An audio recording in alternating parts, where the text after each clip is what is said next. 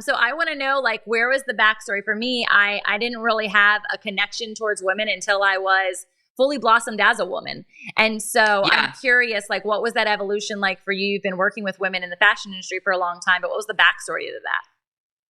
Yeah. Well, so funny thing is I actually, I grew up with three brothers. And I have one sister, and I was always friends with all the guys. I was not like a girl's girl. I was just like, too much drama, too much, and I just was never into it. And it wasn't until I was actually in the fashion industry before God called me out, sent a prophet my way to say that I would be starting women's conferences, or I'm sorry, not starting them, but speaking at them all over the world. Wow. And I was like, what? I don't even like women. I don't even like going to women's conferences. You know what I mean? Like, I was not like, me. no. You're like looking over your shoulder. Sorry. Legit was. I was like, I don't think so. I think you got the wrong girl.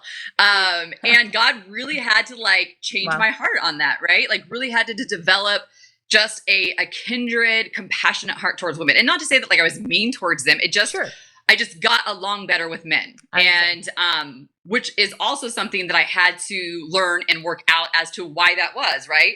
Gosh, so similar. What things inside of me, like, was stopping me from having this connection with women. One, I think it's because the enemy always confuses and tries to control your destiny by polluting and perverting the now, right? And so I wasn't aware of what he was doing then, but now, I mean, at that time, I realized, okay, all right, God, like you're calling me to this place, but like I don't even want to go to women's. I'm not like cheerleading, like that's not me. Like I just not into like all the pink stuff and like I don't know. And he really had to develop and change my heart towards women. And so, and in the fashion industry, we think of it. That was another journey that I don't even know. I didn't even like. It was more of just like a fluky thing, which is very much what happens in my life. God will just be like, go here. I'm like, okay. And then go here. Okay. I just live out this adventure with God. And so when I came down from Northern California, a friend of mine actually was just like, you would be so good as a fashion stylist. And I was like, really?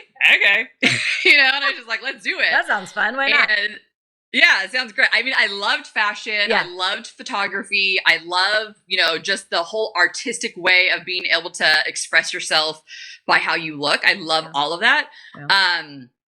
But I was just like, I don't have an experience or anything like that. And she worked next to one of the biggest fashion agencies. And so she just introduced me and I said, look, like I've never been in the fashion industry before, but what I can give you are these three things. I can work really hard. I'm super creative and I learn really quick. Those are my three really great attributes that I can give you.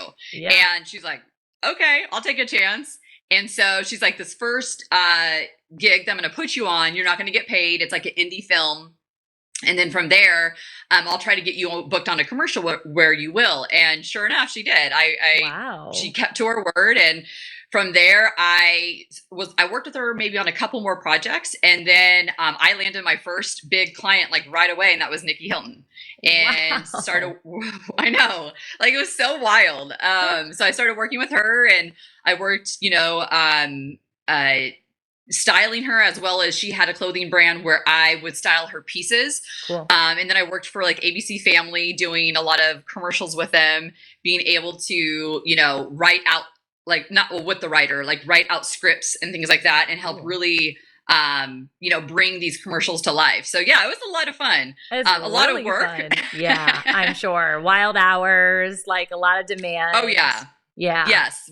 1,000%. So how have you taken those experiences and like, what was the shift out of that? Because I feel like I have another girlfriend who is in kind of that same industry, more Christian. She connected to TBN and things like that. But it was still like a big jump for her. It was a hard leap to go out of this place where you kind of feel like that sense of fame. You feel that sense of energy constantly of like, oh, I am, or they are somebody and therefore I am by allegiance, like all of that. What was the shift to say, okay, I'm going to stop this and I'm going to go into She Shifts culture?